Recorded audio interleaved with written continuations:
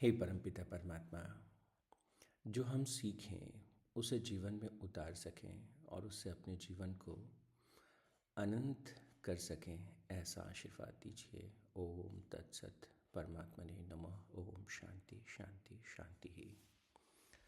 परमपिता परमात्मा के आशीर्वाद से हम एक आ, इस प्रोग्राम को चला रहे हैं जिसमें कि अच्छी कुछ किताबें हैं। हाँ, टॉप सेलिंग बुक्स को हम कर रहे हैं वन बाय वन।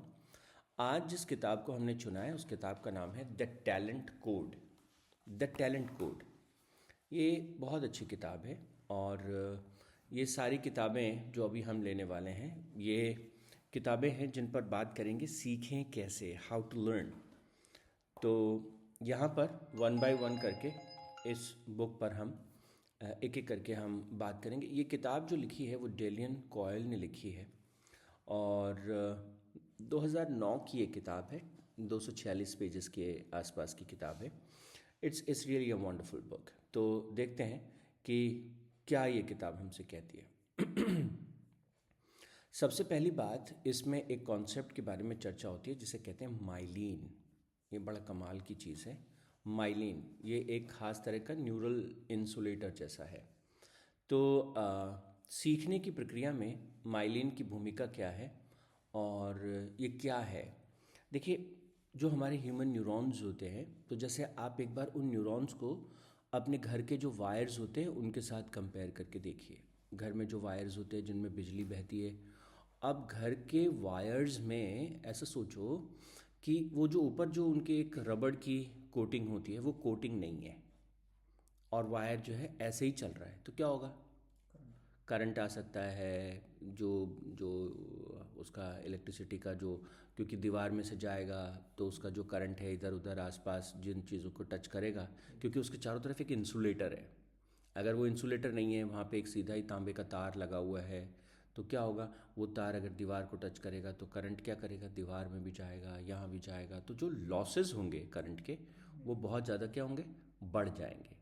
तो हम जितनी सप्लाई पहुंचाना चाहते हैं तो हमको और एफर्ट लगाना पड़ेगा उतनी सप्लाई पहुंचाने के लिए, ज़्यादा ज़्यादा दिक्कत आएगी। इसी इसी कॉन्सेप्ट पर इंसान के दिमाग के जो न्यूरॉन्स होते हैं वो न्यूरॉन कैसे काम करते हैं? उन न्यूरॉन्स के ऊपर, न्यूरॉन्स भी ऐसे सोचो वायर के जैसे होते हैं बड़े बड़े। तो न्यूरॉन में तीन मुख्य भाग होते हैं।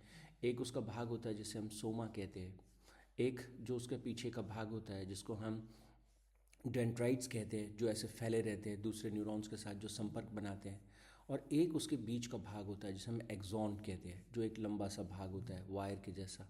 बायोलॉजी के विद्यार्थी हो ना, मुस्कुरा रहे हैं, हमको आता है। हाँ, वेरी गुड। तो ये तीन प्रमुख उसके भाग होते हैं। अब इन तीनों प्रमुख भागों में ये जो माइलिन है ये एक खास तरह का प्रोटीन होता है। ये अभी जो सिग्नल जा रहा है दिमाग में, आप कोई भी चीज़ देखते हैं और या किसी चीज़ के बारे में आप सोचते हैं या किसी चीज़ को आप पढ़ते हैं, तो वो सिग्नल आपके न्यूरॉन्स में ट्रेवल करता है। अब आपके एक्सॉन के ऊपर इस माइलिन प्रोटीन की कितनी अच्छी परत चढ़ी है उस पर डिपेंड करता है कि आपकी एकाग्रता कितनी अच्छी से बनी रहेगी। अगर वो माइलिन प्रोटीन की परत जो है वो अच्छे से चढ़ी हुई नहीं है तो क्या होगा कि आपके जो न्यूरल सर्किट्स हैं उन सर्किट्स में आपका जो डेटा की जो स्पीड है वो डिस्टर्ब हो जाएगी। जितना माइलिन का जो कोटिंग है वो जितना स्ट्रॉन्ग होगा, it's better, it will insulate, और जो इन्फॉर्मेशन होगी that will become faster and more accurate.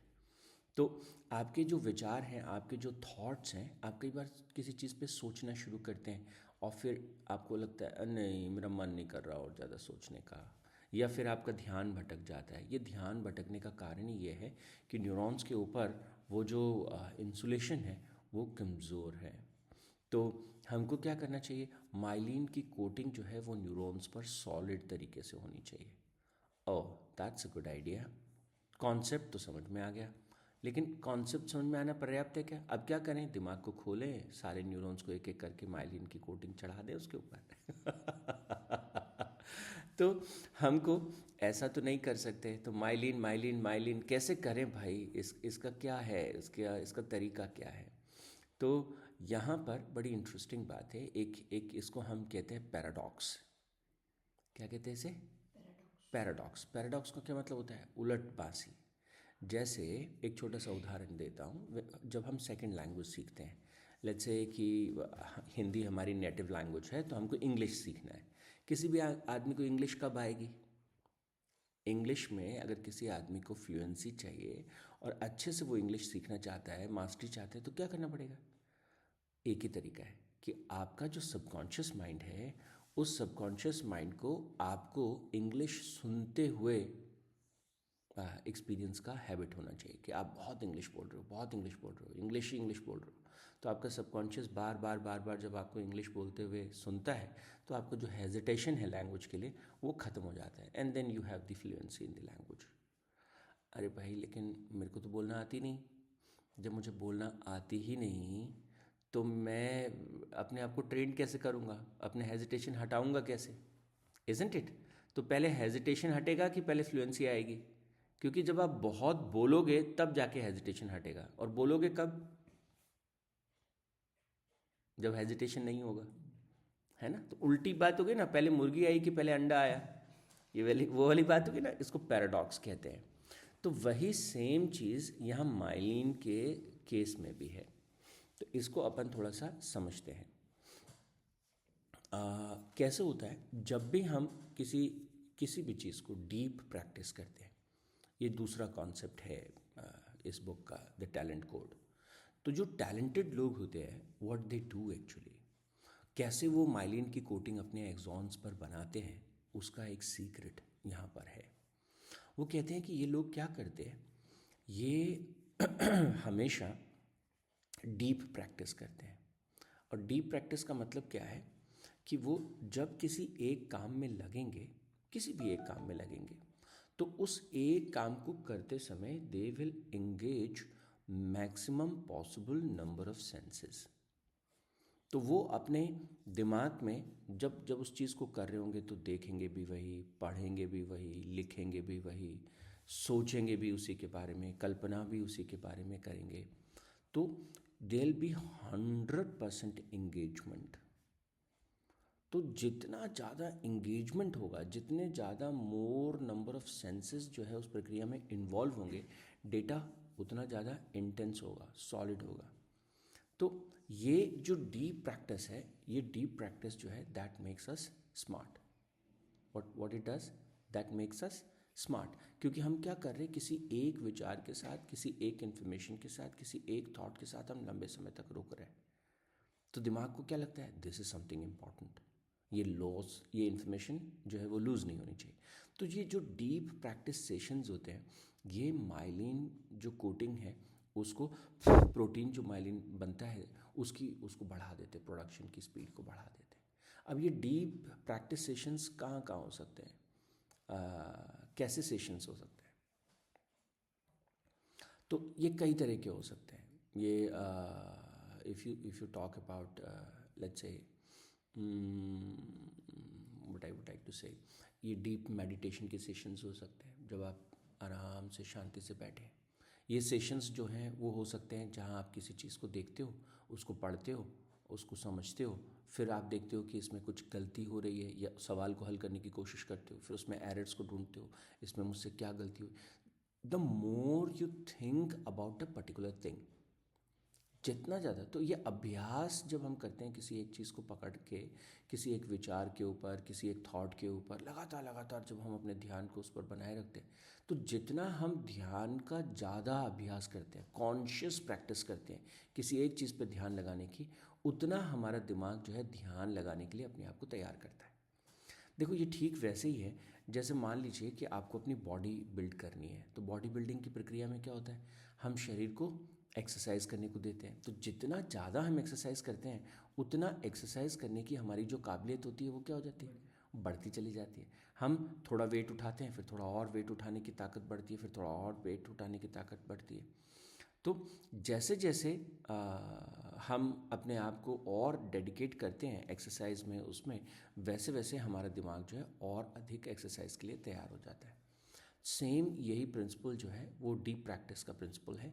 जब ब्रेन के साथ हम ऐसा करते हैं हम ब्रेन को किसी भी तरीके से, चाहे म्यूज़िक की प्रैक्टिस के माध्यम से, मेडिटेशन की प्रैक्टिस के माध्यम से, एक्टिव लर्निंग के माध्यम से, getting involve all the number of senses possible, जैसा कि हम 9 SQR जो स्टडी सिस्टम है उसमें करते हैं, वो साइंटिफिक तरीका है ना पढ़ाई करने का, तो उसमें हम यही करते हैं, पढ़ाई करते समय सारे के सारे सेंसेस को इन्वॉल्व करते हैं। तो the more you practice particular thing, the better your brain becomes in that. जितना आप अभ्यास करने की कोशिश करते हैं उतना वो बेहतर हो जाता है।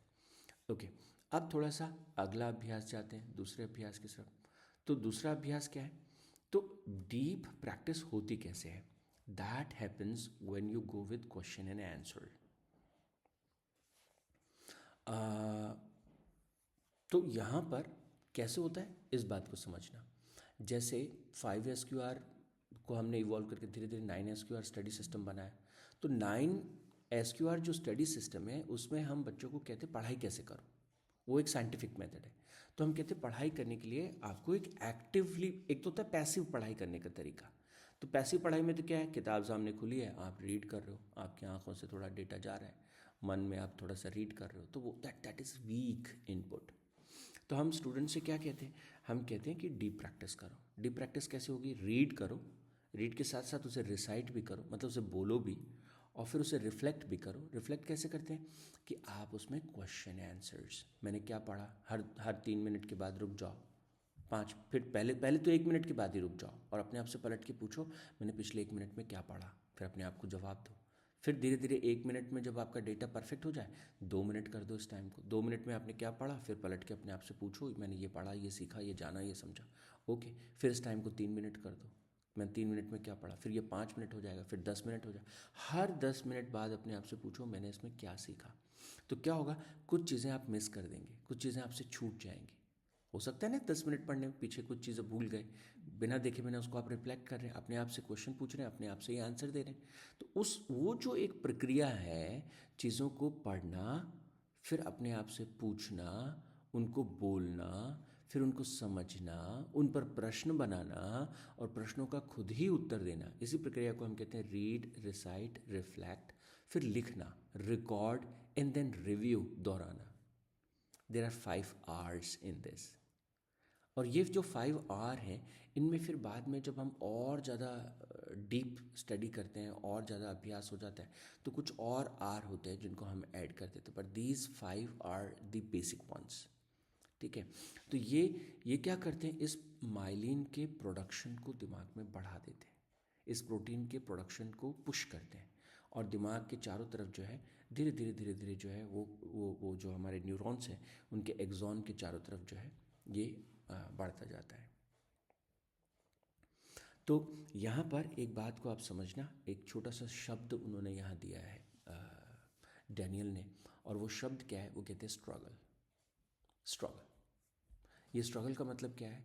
जैसे कि आप पहली बार साइकिल चलाना सीखते हैं, तो जब पहली बार साइकिल चलाना सीखते हैं तो क्या होता है, आपके मसल्स को इंस्ट्रक्शन जाना है, आपको बैलेंस भी करना है, आपको बहुत सारी दूसरी दूसरी चीज़ें करनी है। फिर आप गिरते हैं, फिर आप उठते हैं, फिर गिरते हैं, फिर उठते हैं, फिर प्रयास करते हैं। इस सारी प्रक्रिया में एक सर्किट क्रिएट होता है। क्या क्रिएट होता है दिमाग में? सर्किट। आपकी मांसपेशियाँ और आपके दिमाग के इंस्ट्रक्शन के जो सेंटर्स हैं, आपकी आंख कैसे देख रही हैं, हाथ कैसे बैलेंस कर रहे हैं, आपकी मांस, तो आपके ब्रेन में एक न्यूरल नेटवर्क क्रिएट होता है, जो नेटवर्क जो है साइकिल को लेकर के कैसे चलेगी, कौन सी मांसपेशी को कितना प्रेशर लगाना है, कैसे करना है।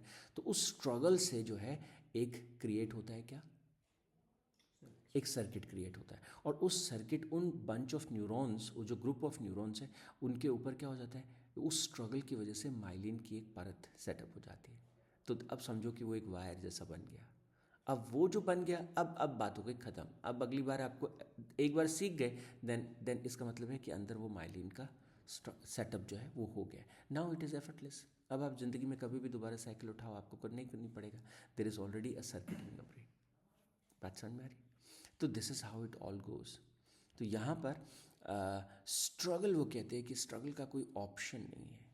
स्ट्रगल का कोई ऑप्शन नहीं। जब आप पढ़ाई करते हो, आपको लगता है कि सब, once your life is comfortable, तो वो कभी भी जो माइलिन है, कभी भी डीप थिंकिंग में आप जा नहीं पाते हो। स्ट्रगल पुश योर ब्रेन, और वो कहते हैं कि this is a biological requirement of your brain. If there is no struggle, there is no learning. That is the point. तो 3 इम्पॉर्टेंट कॉन्सेप्ट्स के बारे में हमने आज जो है वो बात कर ली। चौथे कॉन्सेप्ट को भी मैंने टच तो कर ही लिया।